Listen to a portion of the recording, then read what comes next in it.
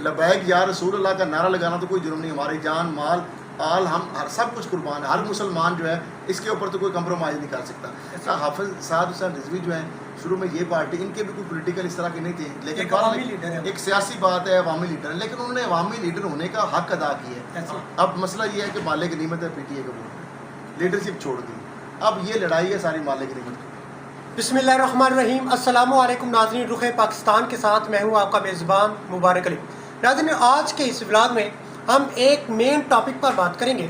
Topic ये है कि आज TLP और हुकूमत के दरमियान मुज़ाकरात हुए हैं। क्या मुज़ाकरात तय पाए हैं, क्या उसमें जो पेशरफ्त हुई है, इस हवाले से अपडेट्स लेने के लिए मेरे साथ मौजूद हैं सीनियर जर्नलिस्ट, एक नामवर जर्नलिस्ट असद खरल साहब। इनसे बात करेंगे। सर, बहुत शुक्रिया कि आपने रुख पाकिस्तान चैनल को अपना कीमती वक्त दिया। सर, इस हवाले से आपके पास क्या अपडेट्स हैं? देखिए, अपडेट्स क्या होनी है कि देखिए तहरीक पाकिस्तान का जो तहरीक लबैक पाकिस्तान का जो है तहरीक लबैक पाकिस्तान का जो पाकिस्तान बचाओ मार्च है, देखिए अब कराची से ही चला और इस्लामाबाद के जो अब बिल्कुल करीब पहुंचने के आया, और जिस तरीके से इसको वार्म वेलकम किया गया, जिस तरीके से लोगों ने जगह जगह पे इस्तकबालिया कैंप लगाए गए, शहरों में, कस्बों में और करिया करिया नगर नगर, जिस तरीके से आवाम ने इसको पजीराई दी, और जिस तरह तहरीक लबैक पाकिस्तान के जो मरकज़ी अमीर हैं हाफिज़ साद हुसैन रिजवी साहब जो है उनको जिस तरीके से लोगों ने खुश आमदीद कहा, जिस तरह गुलपाशी की गई और जिस तरह लोगों में वो घुल मिल गए, और उससे जारी बात है इक़्तिदार के ईवानों में लर्ज़ा तारी हो गया कि एक तरफ PDM की हुकूमत है, 12-13 जमातों की, डिलीवर वो कर नहीं पा रहे, आवाम जो है महंगाई की चक्की में पिसे हुए हैं, आवाम को वो डिलीवर नहीं कर पा रहे, बजट के अंदर मज़ीद बोझ ला दिया गया, बिजली जो है लोगों को बिल देने के पास सकत नहीं रही, गैस की और कीमतों में इजाफा कर दिया गया, बिजली की कीमतों में इजाफा कर दिया गया, IMF के $1 अरब के लिए पूरे पाकिस्तान को जो हर चीज़ गिरवी रख दी गई है। इसके साथ साथ जो आवाम जो है उसकी जो उमंगों के ऊपर उसको कोई रिलीफ देने के वाले से अगर ज़िम्मेदार से बात की जाए, वो रो रहा है, खादें जो है वो डबल कीमत पे बिक रही हैं ब्लैक में, और वो 2 नंबर अलहदा हैं। पेस्टिसाइड्स की आप बात करें, आम बंदा जो है वो 3 वक्त की छोड़ के अब 2 वक्त की रोटी उसके लिए खाना मुश्किल हो गई है। अगर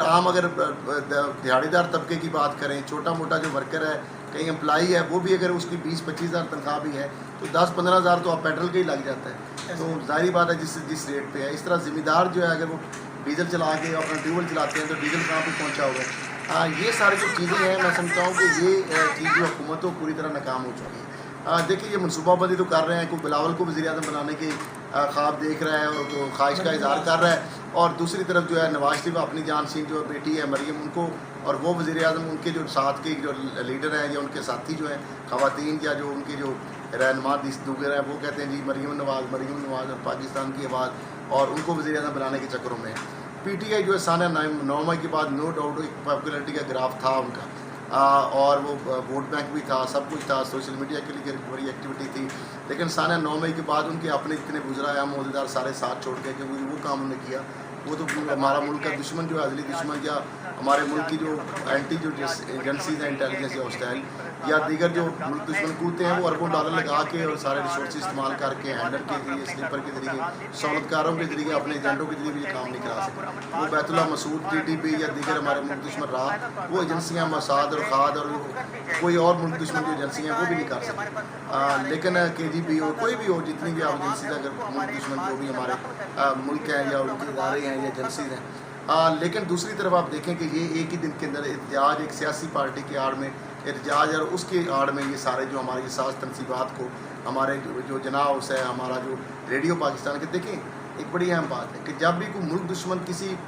दूसरे मुल्क पर कब्ज़ा करता है ना, तो सबसे पहले वो उस मुल्क के जो सरकारी ज़राए अबलाग है उस पर टेक ओवर किया जाता है, और ये रेडियो पाकिस्तान की ये वो इमारत थी जहाँ पर पाकिस्तान के क़याम का ऐलान हुआ था, और फिर उसके बाद शोधा के उन मुजस्मों को या उनकी निशानियों को, यानी जो पाकिस्तान एयरफोर्स का जहाज़ है एक सिंबल के तौर पर, जिसमें पाकिस्तान का परचम भी है, सब्ज़ हिलाली परचम भी है, और वो नूर आलम जो जिन्होंने दुनिया में रिकॉर्ड कायम किया कि कम तरीन वक्त में जहाज़ गिराए दुश्मन के, और वो एक आम जहाज़ था, कोई इतना बहुत लेटेस्ट टेक्नोलॉजी वाला भी नहीं था, और इसके बाद वो उसको करना, और फिर GHQ के बाहर आप जाके पाकिस्तान वाले परचम का जो लोगो है उसके ऊपर आप जो है जाके वहाँ पे उसके ऊपर खड़े होके और उसकी बेइज्जती करना। शोधा वो जो कैप्टन कर्नल जो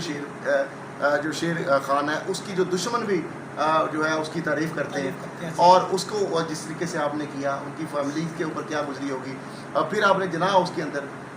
पानी पाकिस्तान का मतलब एक सिंबल, वो चीज़ें वहाँ पे यादगारें पड़ी थी, और फिर कोर कमांडर जारी बात है, और फिर ISC फैसलाबाद का दफ्तर, फिर आपने जो पंजाब रेजिमेंटल सेंटर, फिर आपने GHQ के बाहर, फिर आपने लाइब्रेरी, फिर वो हमजा कैंप। कौन सी ऐसी जगह नहीं है जो कि सेंसिटिव, और फैसलाबाद ISA का ऑफिस, आप पारा इस्लामाबाद ISA का ऑफिस। तो ये सारी चीज़ों पे आपकी फिर ऑडियो कॉल कोई एक गलत नहीं थी, वो आपने डिनाई किया हो कि ये हमारी नहीं है, हमारी आवाज़ नहीं। आपकी वहाँ पे मौजूदगी थी, आपके लोग, आपके अहदेदार वहाँ पे, उनके